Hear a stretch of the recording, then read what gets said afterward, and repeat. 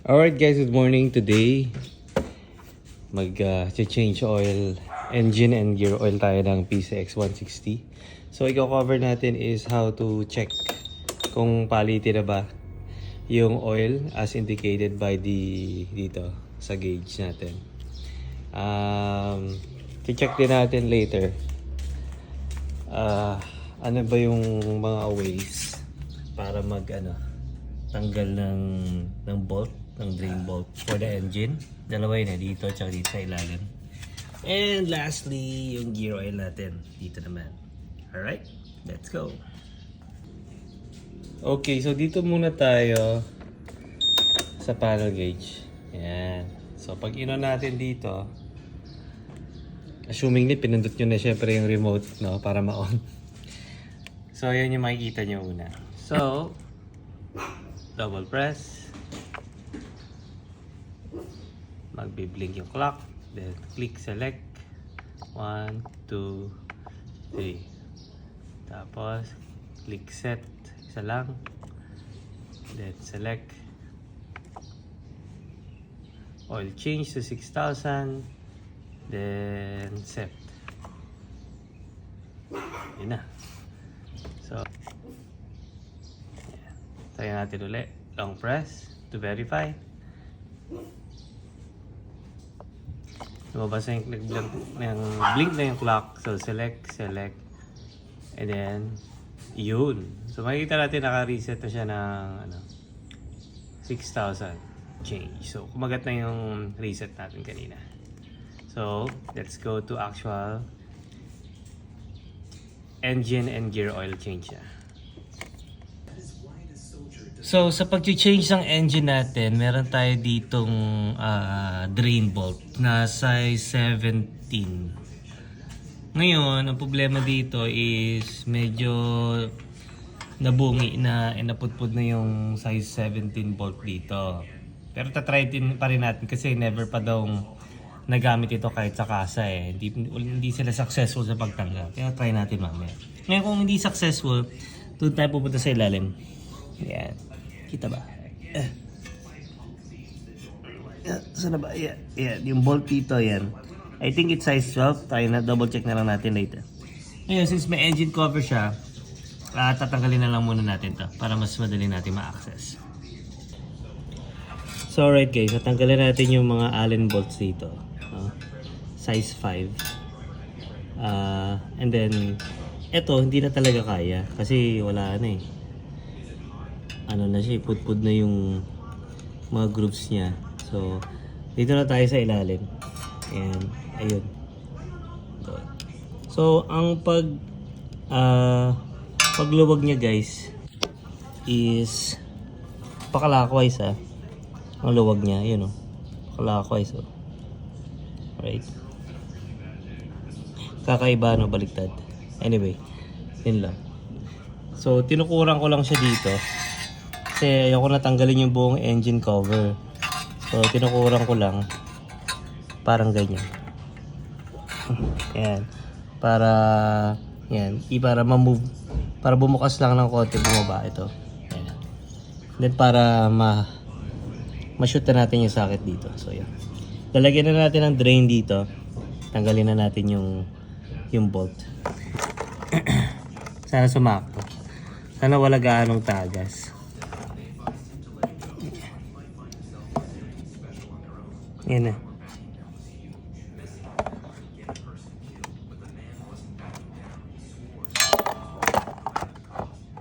Yan na. May tumapong konti. Ayan. So, may washer pala to. Parang ang hina na ng daloy ng oil na yung PCX ng papa ko Parang konti na lang yung lalabas. Grabe. Ewan ko tingnan natin. So guys, ito yung ipapalit nating oil. Ang importante is 10W40. Pwede rin 10W30. Pero mas okay yung 10W40 na synthetic. And ensure na 800 ml lang siya. Okay, huwag lalagpas. Kasi puputok yung mga ano mo, yung mga oil seal mo and magkakos ng leak. Yung gear oil naman 120 ml lang lalagay natin ng 15W40. Nabili ng papa ko dito is package na to 325 eh. So tingin ko good deal na rin to eh, no? Mura na. So mamaya tingnan din natin guys kung yung oil na drain natin is 800 ml pa rin or less. Tingnan natin mamaya. So mapatak-patak na lang siya. Maganda kung meron kayong compressor para mabugahan yung engine ng mga excess oil na oil. Pero since wala, patience is a key lang. Wait lang muna tayo. Balik na natin guys yung drain plug kanina sa ilalim.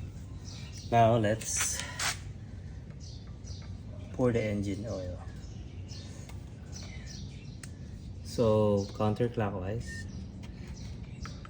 Kailangan gamitan nyo nito para matanggal. Hindi pwede yung daliri lang. Otherwise maluwag. So yan po siya. Napakalinis. Hindi mo wala ang magic embudo. So ito yung ginagamit ko. Sabi nila mas maganda yung walang parang ganito. Para talagang sakto lahat mapunta dun sa sa engine. Pero ito lang yung meron tayo. Kaya wala tayo juicy. So saktong 800 ml tong gagamitin natin para dito sa ating PCX. So yan.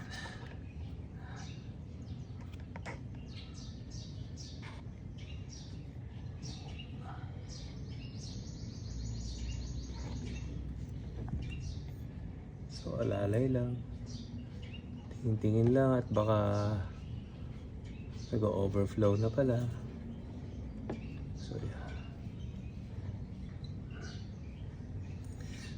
So yung oil na madumi, ideally kung meron kayong mga tools na gusto nyo lagyan para malubricate, pwede rin naman kung hindi kayo QC. Pwede nyo gamitin, basta hindi maruming-marumi. No?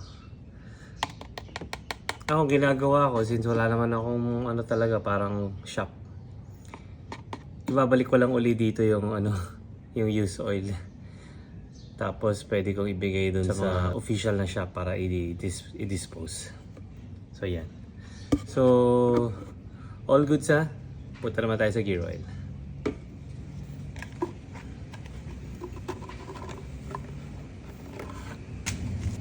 So syempre grabe ang dumi. Parang putik pa ng to buskalan. Putik pa to ng galing kay Wangud eh. Okay. Balik. Clockwise. Tapos pag nag-stop na, gamitan ng long nose. Konting pihit lang. Yan. Para hindi lang madaling tanggalin. Alright. So dito naman tayo sa gear oil. Yung gear oil size 12 pero hindi kaya nito kasi tila mo. 'Di ba? Hindi kaya. Size 12. Like ate ko kaya. Mukha naman kaya. Ito baliktad eh. Yeah, counter.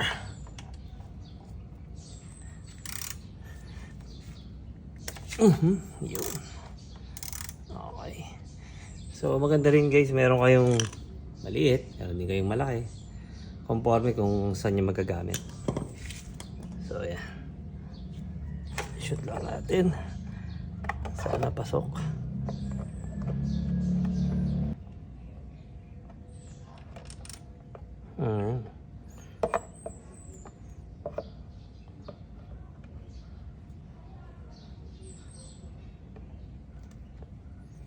So yan yung gear oil, no? Linaw pa eh. Pwede natin itong magamit sa, tinan mo, ang ganda ng ano, pagkaka-lubricate nyo sa tornilyong linis eh. Maganda talaga itong gear oil. 12,000 kilometers bago palitan sa Honda PCX. Ayos na ayos. Kaya maganda rin yung Honda, yung low maintenance eh, no? Kahit sa kotse, ano eh, 10,000 kilometer ang ano eh, periodic maintenance sa kotse compared sa ibang brand na parang every 4,000 to 5,000. So, okay na rin.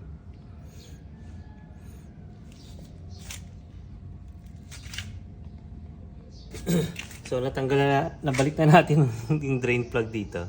Ngayon naman, dito naman tayo mag-i-insert ng bagong gear oil. Tingnan natin kung sakto din.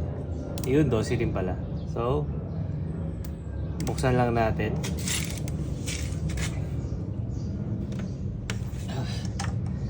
Yan.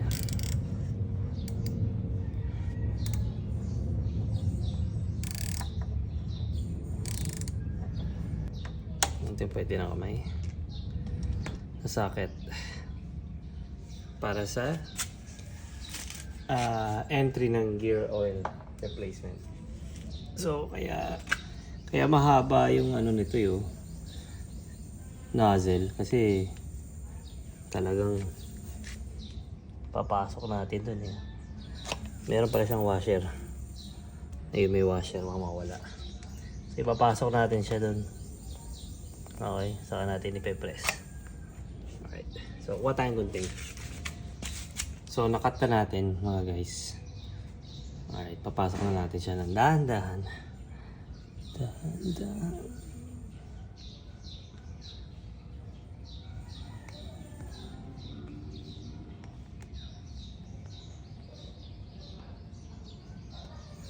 Pasok ba? Hindi ba? So, pasok na ba siya? Ayun. Ayun, pasok na. So, dahan-dahan lang natin i-press. Guys. Para sa isang PCX 160. Ayan.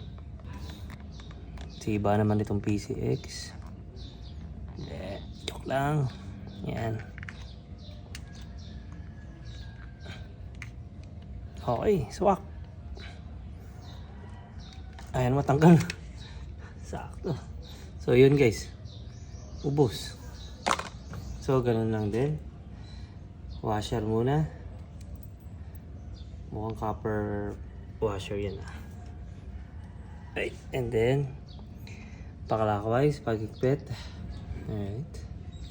Then, switch to clockwise higpit. Then, ayan. Ayan. Iwan. Saktong kagat lang. Naiwan. Alright, so we're ready to go. Paanda rin ang makina. Paanda rin natin ang makina. Sagad natin. Alright, so fire in the hole. Yun oh. Parang happy siya eh. Happy yung tunog eh. Oh, diba?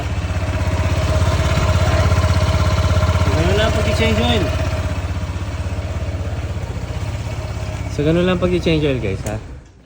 So, next. Hintayin na lang natin yung oil change na lalabas doon.